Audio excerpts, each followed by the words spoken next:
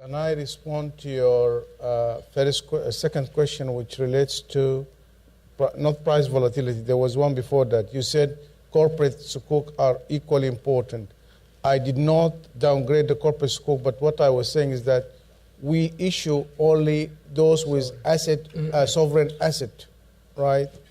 And the corporate market is there, and they can do whatever they like. You know, there's a whole room for them to do that.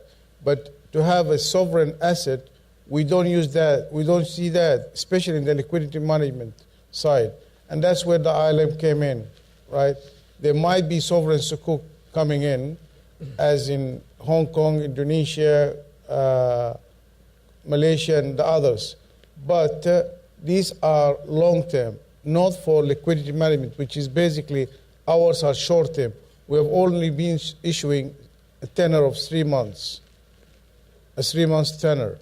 And so the corporate sukuk can come in, and there are a number of corporates who are here to do it, right? I remember, for example, in Bahrain, our capital issued their sukuk to raise it to have more capital. That's their prerogative. But they were not. When our capital went down, the central bank, for example, didn't come to rescue them. You go for a corporate, that's what happens there. But the sovereign sukuk, which are ours who are not sovereign sukuk, were supranational.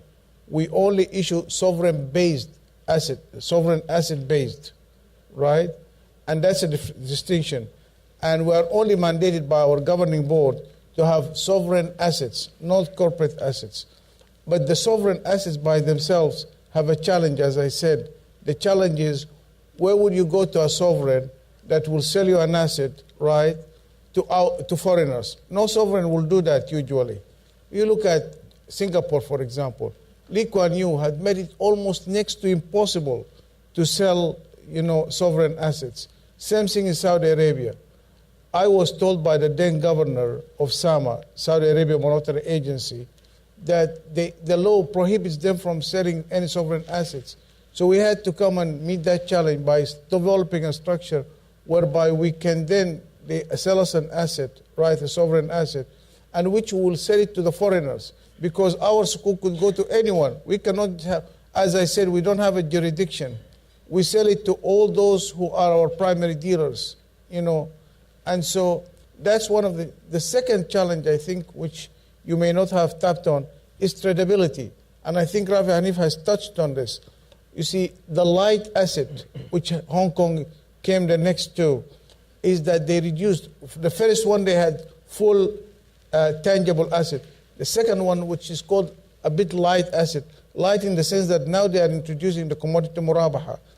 According to the Islamic Finance Academy, you can have up to 49% financial asset, like the commodity murabaha. 51% has to be a tangible asset. And that's what we do. We go for the Islamic Finance Academy ruling, whereby we have 51% at the portfolio level of our assets, minimum of 51% tangible assets, 49% receivables. Then you have the IOFI ruling, which says that you can have tangible assets up to 1/3, 33%, right? The rest can be financial assets, commodity murabah. That's even lighter. For those who accept the IOFI one, that can have it. But then in order to have it tradable, if, for example, and which is true, Kuwait Finance House is one of my primary dealers. If they buy my sukuk, they want to offload it to another Islamic banks. The other Islamic banks may not accept it from a Sharia perspective. If I don't have that higher Sharia ruling of the Islamic Fiqh Academy, they will say that we do not subscribe to the IOFI ruling. But for your knowledge, so far, I think we are the only one who have applied the Islamic Finance Academy. Who is the president of the Islamic Development Bank? He told us that so far they have about 33% tangible asset, which is the ruling of IOFI, which is perfectly all right. For those who subscribe to the IOFI view, that's perfectly all right. That makes it tradable. Why? You see, tradability from a conventional point of view, you take a bond, you can sell it, no problem.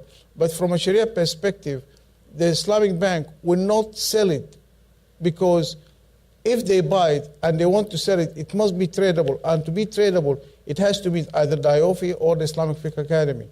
That's what I think is the case.